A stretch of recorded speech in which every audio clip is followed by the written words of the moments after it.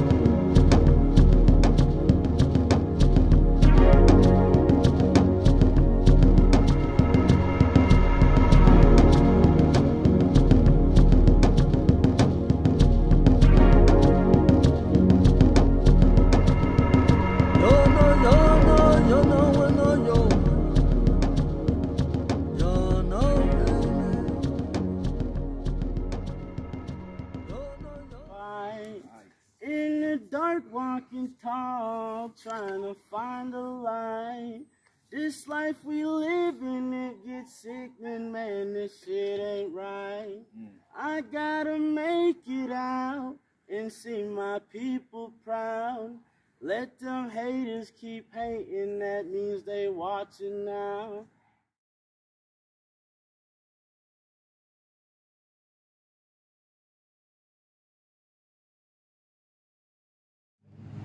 Where your braids at? My braids at? Nigga, you supposed to have the braids coming all the way down. I know. Hey, show me a picture of Karyash, man. We got a native Indian brother in Chicago. I know what you mean, but I always try to grow my hair out long. I can only grow it so far, and I get. I don't like it, and so I just cut it off myself. But that's that stage right there. But that's what I wanted to. But I just couldn't stand it. That's how he was. He finna show you a picture of a brother in Chicago. He's a native Indian. And his hair used to be shorter than yours. When he first came, we first started teaching him his shit. His hair used to be shorter than yours. And then he grew his shit. That's 2 years ago. There you go. See what I'm saying?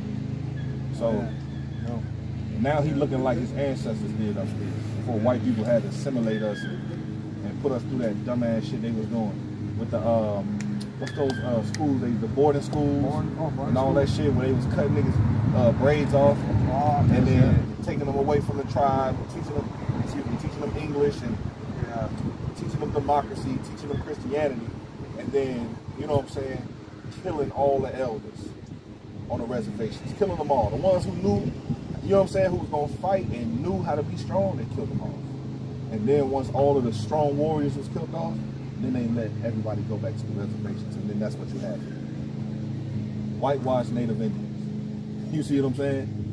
We got to stop that. You know what I'm saying? Like we got to stop that. We need. You want to know why you looked in that mirror and was like, I got to change? Because it's a warrior inside of you that want to come out. You know what I'm saying? We want to bring that warrior out. You feel me? Yeah. That's what we want to do. That's exactly what I fucking felt when I look at myself and like. Come on, man. You gotta do something with yourself. You gotta do something with yourself. You gotta do something with yourself. Yeah, man. You got our love, bro. You got our love. You got our brotherhood. You got our resources. All right? Hell yeah. We got like. So, the first one is the term Native American Indian we're referring to indigenous people. Is that offensive? Oh, where I come from, I come from San Diego, and there people call us Indians, Native Americans, Indigenous. Our tribal name Kumeyaay. Within our Kumeyaay name, we have our different dialectual areas from our villages. So that being said, like the most respectful thing for us would be, you know, where we come from, our clan names and all that. But like how people are going to know that these days, you know what I mean? So some people just know that we're different. You know, they look at us like, you're the indigenous people of the land. You're not the average American walking around. So I don't ever get offended when people try to identify who or what we are. But I know some people do. But the reality is we've been here longer than any of those words have ever been here. Those are all words of languages that are new to this continent. So yeah, I don't get too offended as a personal person. Yeah. Okay. And then so my second question is, how does the indigenous people feel about the oppressing people who stole this land and gave them reservations? Well, I think, anytime we look in history, it's all, we're dealing with historical trauma of all of those effects still today. So all that stuff is done to our people. Right. We had a lot, of bad history, and all peoples of color in this nation have had things bad happen to us, and we're still living in those systems. Even though we're coming out of it, we're still living in those generational traumas within our families. Our grandparents had to feel all that. Our parents felt a lot of that. And we're still seeing that today. And so, we look at it like, how do we feel about that? Well, we're still in it, and it doesn't feel good. As humans, nobody wants to be treated in a way where you're not respected and don't have dignity. Right. So it's not good. That being said, I speak for myself, but I know others have, they speak for themselves also. And we have intermarriage now, and people are married in different races and different groups. So, to as a group holistically be like against anybody or any type of person, I think it goes against a lot of indigenous people's ways. And I also think that, for instance, people of color will hate on white people, but then they go home and their grandma's white or something, you know what I mean? I don't have a white grandma, but I feel for those who do that they shouldn't be bashing white people if their grandma's white, So we're all human, we have to understand, and then we're only accountable for ourselves moving forward, you know what I mean? We know what we know, we learn, and move forward the best way we can. That's heavy. Yeah. I appreciate that answer. So that segues into the next question. And I got just one more question after this one. Absolutely, man. All right, is the current state of the reservation, today, is it a crime against humanity? Yeah, anytime you take a person and you subjugate them, for one, and you tell them that their culture is no good, that their way of life is no good, that they should try to be like another group of people, and then you fence them off and you do all that, that's the roots of reservation. And when you look historically throughout the world, the oppressive nations have taken that model. Probably the most famous, Hitler and the Nazis, creating concentration camps from that model of how you treat people and hurt and subjugate them. That being said, you put somebody in a place and long enough, and those people are resilient, strong, and dynamic, they're gonna make you home. And for like me, I live on the res. I'm from the res, born and raised. That's my home. That's still my indigenous land. My elders are buried. See you, man, man. And hey, you always, people are welcome to come out and check it out. But we do that, and and it's like that's our home. So I don't mind the res. I love the res. It's home. But it's always been a home for my people. The thing is, we have a res here, we have a res there, we have a res here. But everywhere in between, that's our land that's too. The land too. That's our land too. Yeah. So it's not wrong to we want don't that forget back. that. It seems like they forget that. Right. Yeah. And it's not wrong to want that back. No, it's not. When you steal something from a man, usually if you steal from someone, you have to pay for that crime. You should. And a part of the justice is giving it back. You know what I mean? So, you ever see someone steal a bike? They ride off down the road, like a little kid gets his bike stolen. Yeah. The little kid, that's still like a little kid's bike, no matter where that dude rides that bike or what he does with this and that. He's in possession of stolen property. And I think a lot of people don't realize that the land and different things, a lot of the intellectual property that's throughout the United States and the world comes from indigenous people, indigenous knowledge. All of that is been stolen from the people. And you know what? They're in possession of stolen property. And the kid doesn't have to throw a rock at the person, doesn't have to hate the person that stole the bike, doesn't have to try to throw something in the spokes. But the kid knows, or the adult or whoever had their bike stolen knows that that's their bike that's going down the road, and that's how we feel. And it's okay to want that back? Yeah, it's okay to want that back, yeah. So my next question is my last question. What can so-called black people do to better the situation concerning Native Americans in the reservation and abroad? What can we do to help assist? Well, I think African American people or black people or whatever term they want to put on that, because we all come in different shades and sizes and colors, throughout the world. People say black, they always go Africa, but there's you look at a person from India and in between, they're all dark, we're all very dark in those areas also. But I think no matter what shade, specifically, I think all people need to just get back to being humans, and what that means is you support one another. And so natives, just like black people, we all need allies. We need people that are willing to stand with us. You don't have any movement where it's just one group of people. Everybody's got you know, allies and people coming in. And I think natives could definitely use that from African Americans also, and vice versa.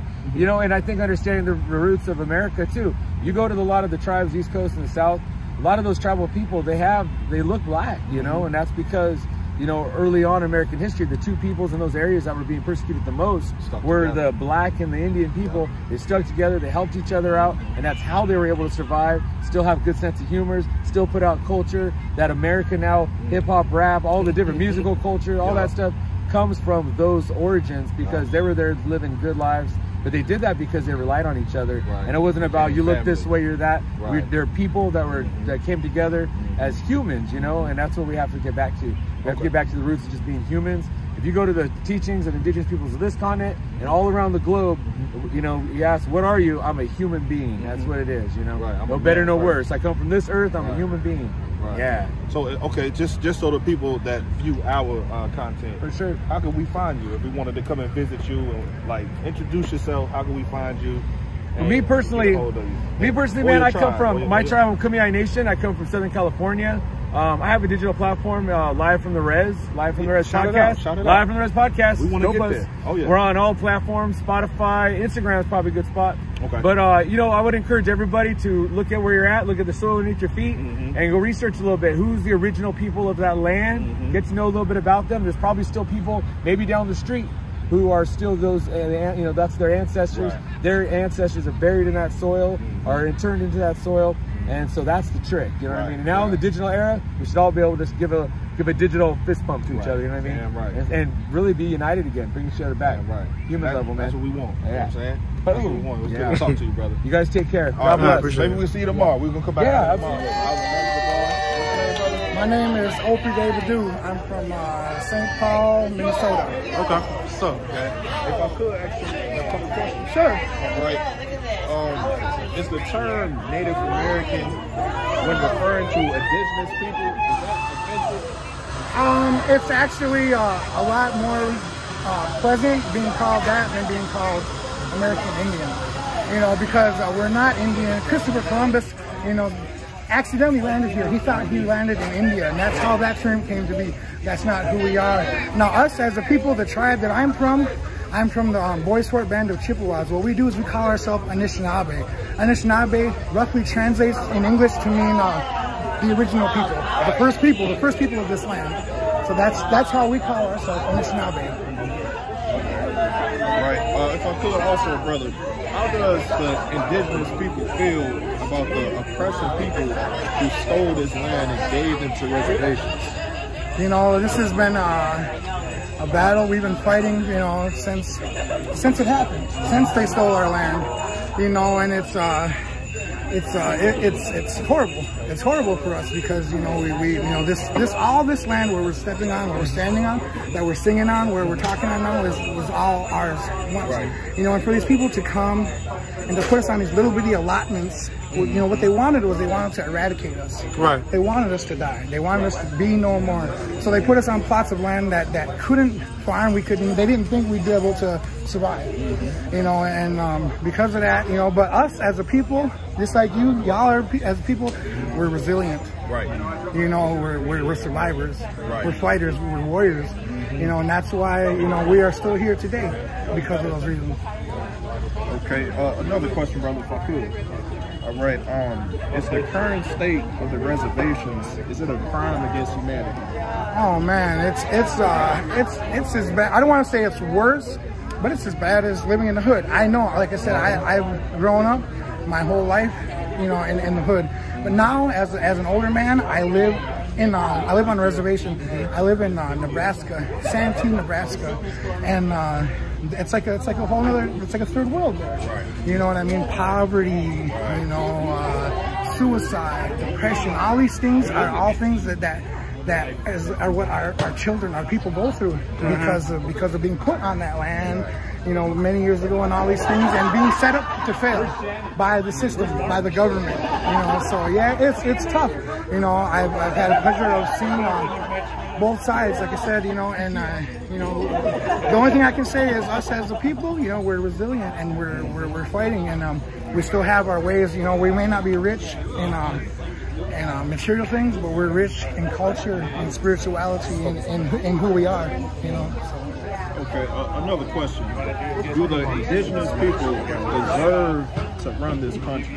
If not, why not? What we call ourselves the guardians of this country, of this land. That's how we see ourselves, you know. So even though it may not be recognized by the government, you know, by the federal system and all that, these are things that we still do as protectors of this land to take care of it. You know, our people still fight for the water. Our people still, you know, we do all this because that is who we are. That's who we've been grown. That's who we've been raised to know. That's who we are. Right. You know, so yeah, I think they should hand it back over. I think a lot of things would be a lot more smoother if they handed the land over. Right. You know? Yeah, for sure. Okay, also another question. What can so-called black people do to help better the situation concerning the North American Indians and the reservations? I think y'all are doing a hell of a job. You know, as long as we stand with each other, you know what I mean? No one understands our situations but us as minorities, as colored people.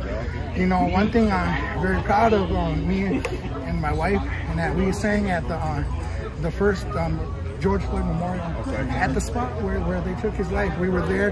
They wanted a land acknowledgement from the people whose land it is. So we were there. We came there. We brought our prayers. We brought our songs, and it was beautiful to stand there with our fellow, you know, colored people in one voice, one heart, you know, everything. It was great. And just keep doing what you do. We'll keep doing what we do. You know, we stand with each other, united. You know, you got to stand for something, or you'll fall for everything. You know.